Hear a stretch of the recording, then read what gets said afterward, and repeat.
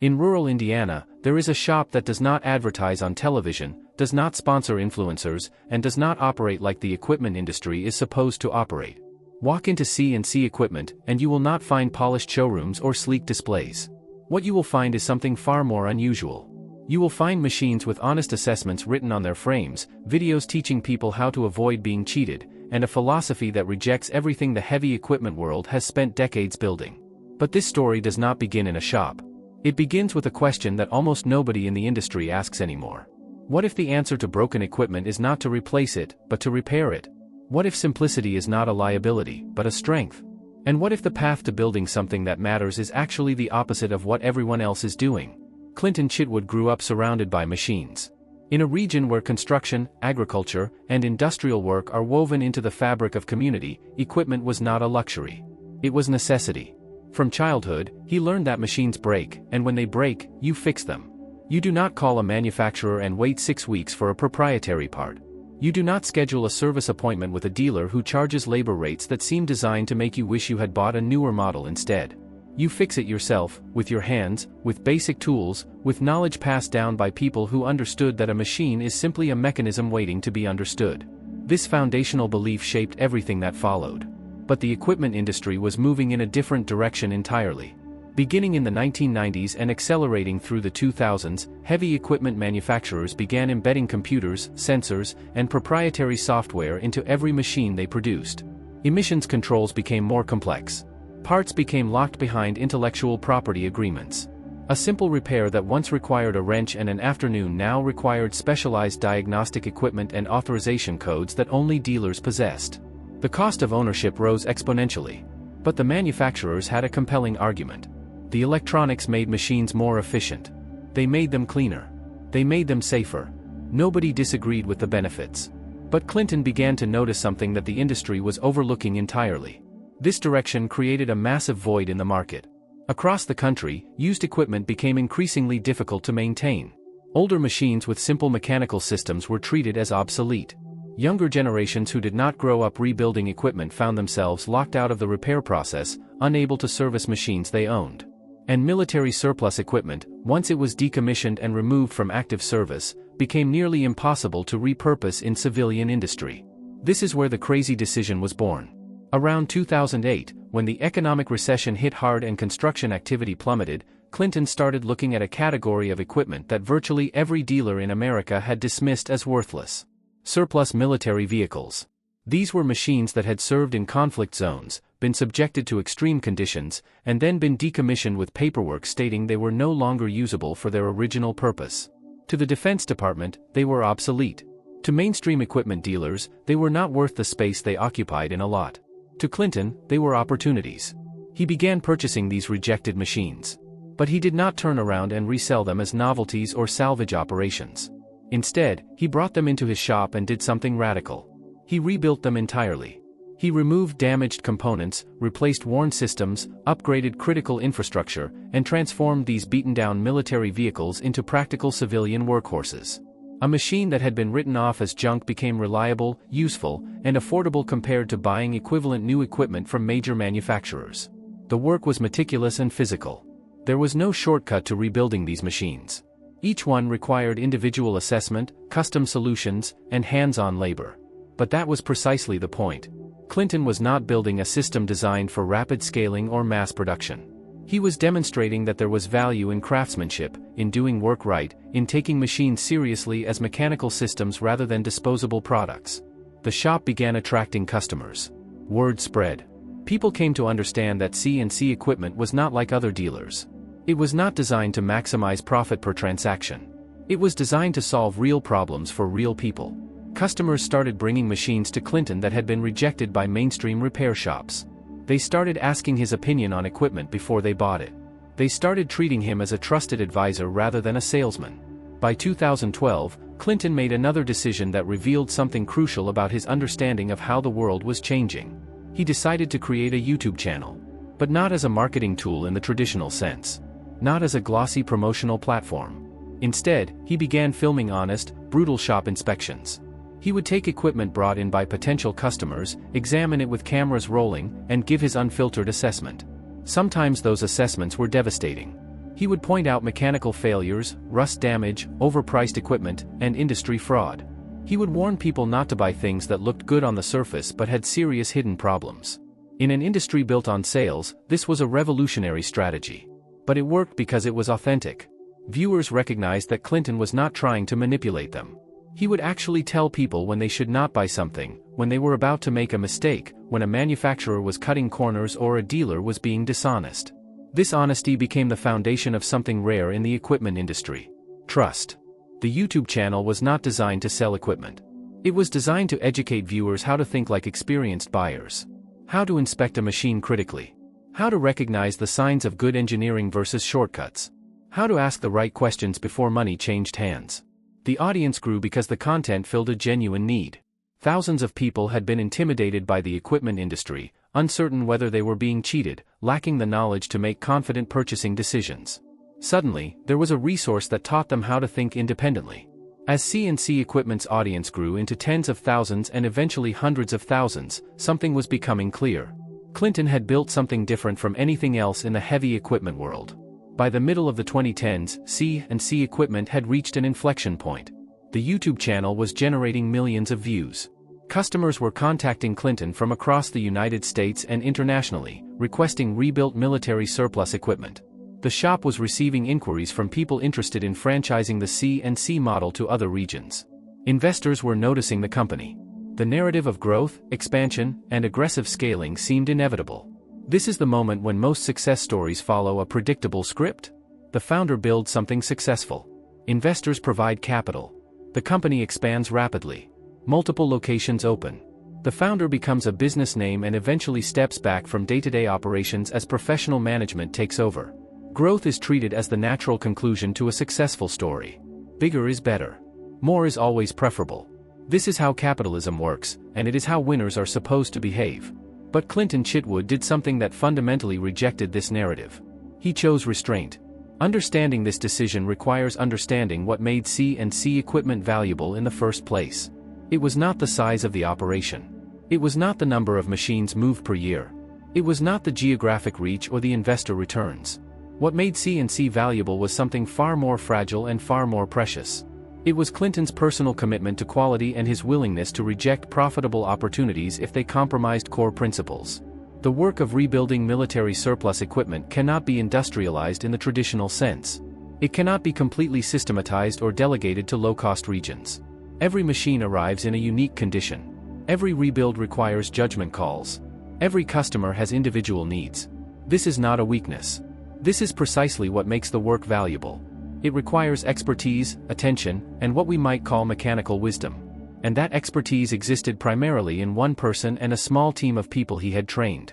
Opening multiple locations would have required hiring more people and delegating authority. It would have meant that some machines would be serviced by technicians Clinton had not personally trained. Some decisions would be made without his direct involvement. The quality would become variable. The personal commitment would be diluted. The thing that customers trusted would start to slip away, replaced by the systemization and standardization that makes scaling possible but destroys the specific thing that made the company valuable in the first place. Clinton understood this. He had watched the equipment industry for his entire career. He had seen what happened when companies prioritized growth over quality. He had seen what happened when personal commitment was replaced by procedural systems. He had seen the moment when a company stops being about doing work right and starts being about doing more work. So he chose a different path. He kept most work in-house. He turned down opportunities that would have required aggressive expansion. He maintained tight control over operations and resisted the pressure to become a national brand. This was not a lack of ambition. It was the kind of ambition that is willing to sacrifice the metrics that business schools and investors use to measure success in order to preserve something that matters more: the integrity of the work. The YouTube channel, however, continued to grow without requiring him to compromise this principle. In fact, the channel became increasingly important to the company's mission. As the internet became the primary way people researched equipment purchases, CNC's honest videos became more valuable. People watched Clinton inspect machines and learned to think critically about their own equipment decisions. The channel was educating the market, teaching people how to ask better questions, how to recognize quality, how to resist the pressure to replace when repair is still possible. This was having an effect that extended far beyond CNC Equipment's shop. A movement had been growing quietly in the background for years, largely dismissed by major manufacturers and industry leaders. It was called the right to repair movement. The basic premise was simple and powerful. If you own something, you should have the right to repair it. You should have access to repair documentation. You should be able to find replacement parts. You should not be locked out of maintaining something you own by intellectual property restrictions and proprietary software. Clinton had not set out to become an activist. He had not started a company with the goal of challenging manufacturers or advancing a political movement. He was simply doing what he had learned to do as a child in rural Indiana. He was maintaining and repairing machines. But by refusing to follow the industry's direction toward planned obsolescence and forced replacement, he was making a statement.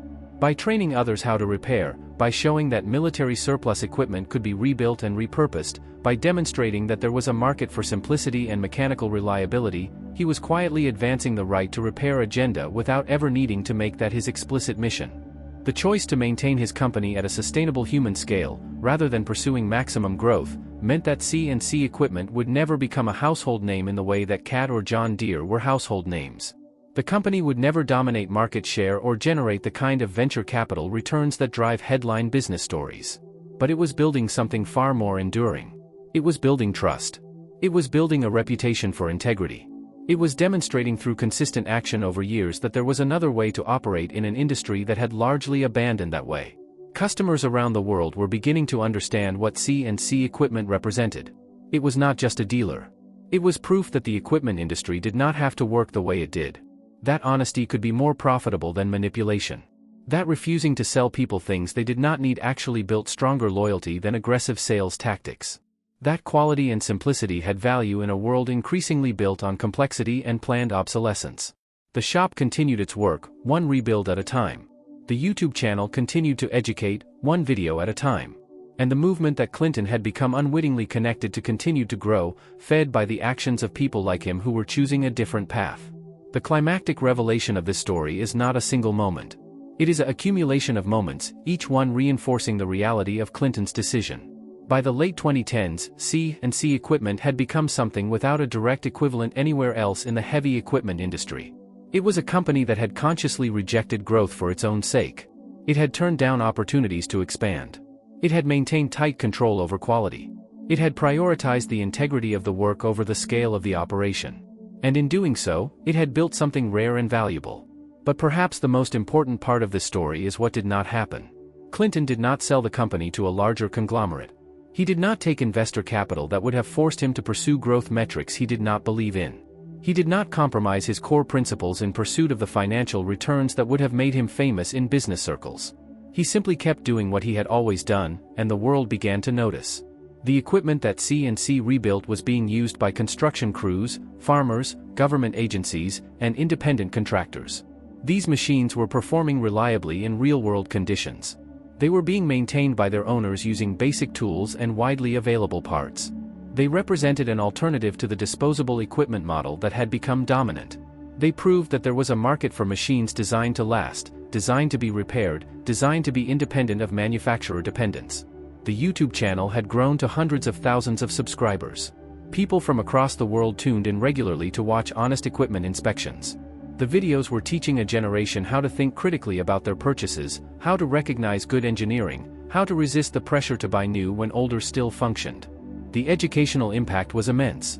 Thousands of viewers had changed their purchasing decisions based on what they learned from C&C's videos.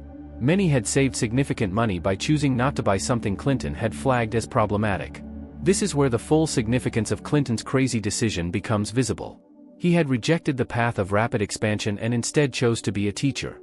The company became a platform for demonstrating alternative values within an industry that had largely forgotten them. Through his YouTube channel, Clinton was having far more influence on how people thought about equipment than he ever could have had by simply opening more shop locations and selling more machines. The right to repair movement, meanwhile, was accelerating. Legislation was being introduced in various states to protect the right to repair consumer electronics and farm equipment. Independent repair shops were proliferating. People were organizing to resist the trend toward locked devices and proprietary software. And while Clinton was not the face of this movement, his quiet example was influential. He demonstrated through consistent action that there was value in the old way. That mechanical knowledge mattered. That simplicity had strength. That being honest about products was not a sales disadvantage, it was the foundation of lasting trust. The story of C&C Equipment is not a conventional success story. By the metrics that business schools teach and that investors measure success by, Clinton made questionable decisions. He did not pursue growth at scale. He did not raise capital to fund rapid expansion. He did not build a brand that could be franchised and replicated across the country. By these conventional metrics, C&C Equipment is a modest regional operation with limited financial impact. But by any deeper metric, the company succeeded in ways that matter far more. It built a reputation that could not be bought or faked. It created products that genuinely worked and lasted. It educated hundreds of thousands of people about how to think critically. It became a real example of values that most of the industry had abandoned. It proved that there was a sustainable path that did not require compromising principles for profit. The legacy of C&C Equipment and Clinton Chitwood is not yet finished being written. The equipment company continues its work, rebuilding military surplus vehicles, teaching viewers through YouTube, maintaining tight control over quality. The movement toward right to repair continues to build momentum. The questions about planned obsolescence and forced replacement continue to become more prominent. And the example of a company that chose restraint and integrity over growth continues to inspire alternatives. There is something powerful in a story where the protagonist does not want to be the protagonist. Clinton did not set out to challenge an industry or advance a movement. He was simply doing what he believed was right. Fixing broken equipment. Teaching others how to maintain and repair. Refusing to sell people things they did not need. Creating machines that would outlast their owners and continue to be useful to the next generation of users. The crazy decision was not to pursue growth.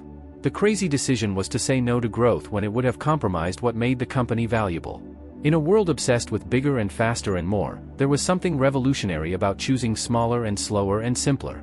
There was something radical about building a company around the belief that quality and honesty and repair and sustainability were worth more than expansion and market domination.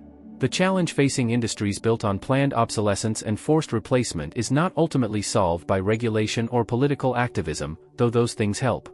It is solved by people like Clinton Chitwood, quietly demonstrating through consistent action that there is a different way. By making machines that last. By refusing to exploit customers. By treating equipment as something worth maintaining rather than something worth replacing. By choosing to be excellent at a smaller scale rather than mediocre at a larger one. The equipment industry has not fundamentally changed. Major manufacturers still pursue the same strategies. Dealers still operate on the same models. But every person who watches a C&C Equipment video and decides not to buy something they do not need. Every person who chooses to repair rather than replace. Every person who learns that their old equipment still has value and can be maintained. Every person who resists the pressure to consume and instead chooses to preserve and maintain. That is the impact of C&C Equipment's crazy decision to choose a different path. Like and subscribe to discover more stories about companies and individuals who refuse to follow the conventional path. What do you think would happen if more businesses chose integrity over growth? Comment below with your thoughts. Share this video if you know someone who still believes in making things that last. And do not forget to subscribe for more stories about the decisions that shaped industries.